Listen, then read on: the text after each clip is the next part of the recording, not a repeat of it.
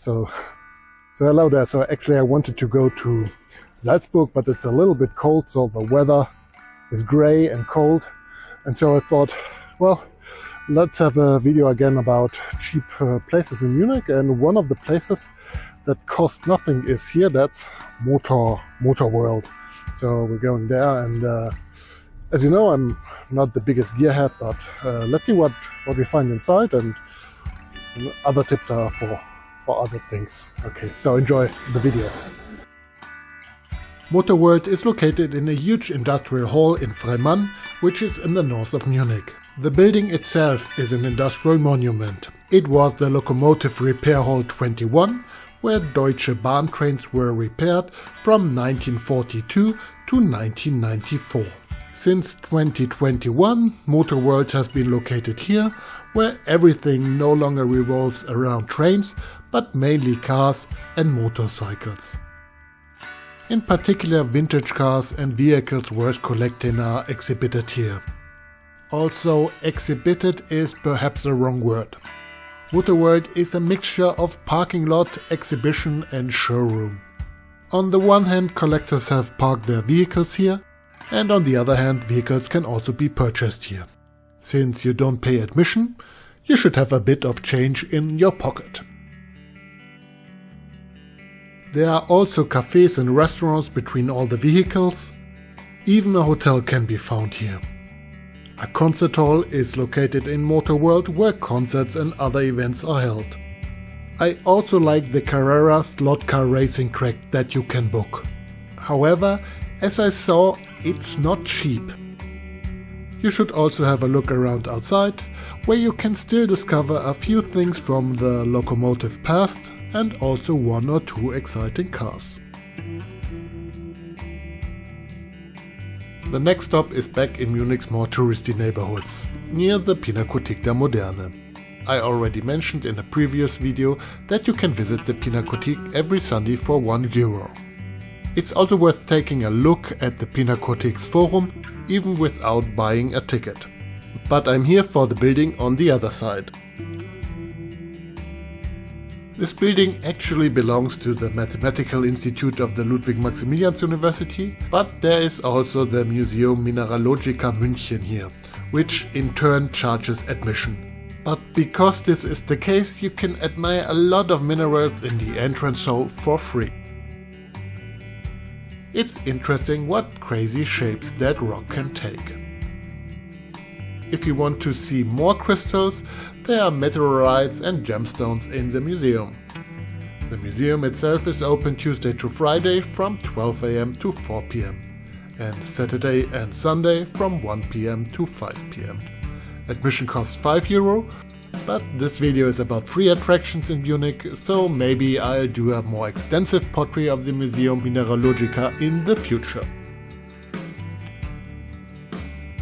Only a stone's throw away?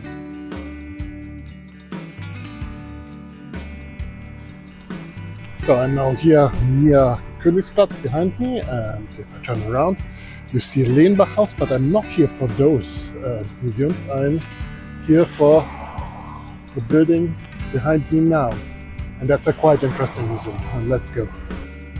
While I'm mentioning the Lehnbach House, I should briefly say here that admission is free every first Thursday from 6 PM to 10 PM.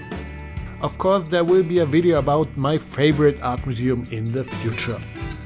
But now to the Paleontological Museum Munich, which is located in a historic building that once housed a school of arts and crafts. Today it serves the Paleontological Institute of the Ludwig-Maximilians-University, and at the same time the finds are exhibited here. Of course, there is no entrance fee. In the entrance area you are immediately greeted by a Gomphotherium. This prehistoric elephant lived over 10 million years ago in what is now Bavaria. There are also animals on display that are even older, such as this Triceratops or Prestosochus. I hope I pronounced that correctly. You should also visit the exhibition on the 2 upper floors.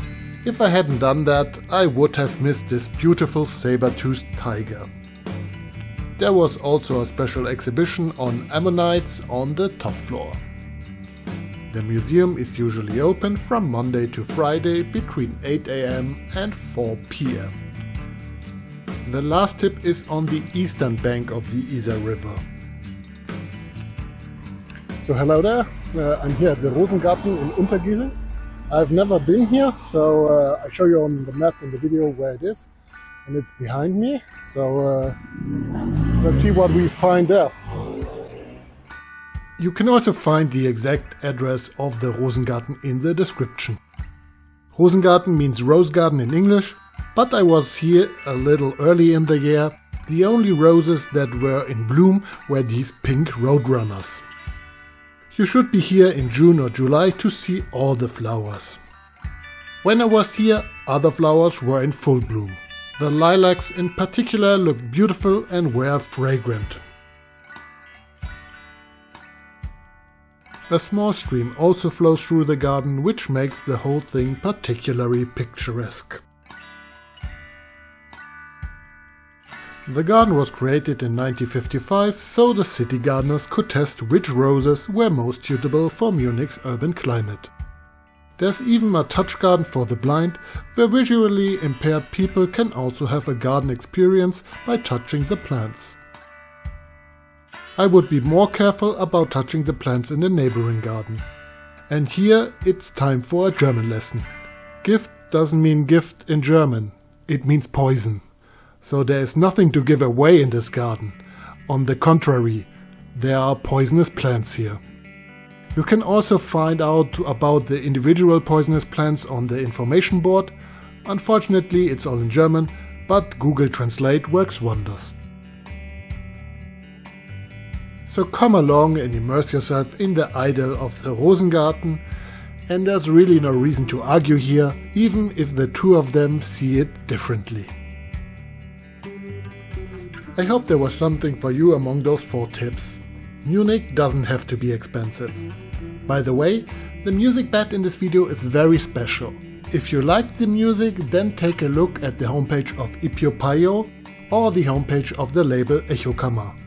Many thanks to Josep from Ippio Payo and Albert from Echokammer for the music. I will be using music beds from Munich musicians more often in the future. I think that will take the videos to a meta level. And otherwise, if you're in Munich, book a guided tour with me. Here's my email and homepage. See you in the next video, hopefully with Salzburg. Philipp.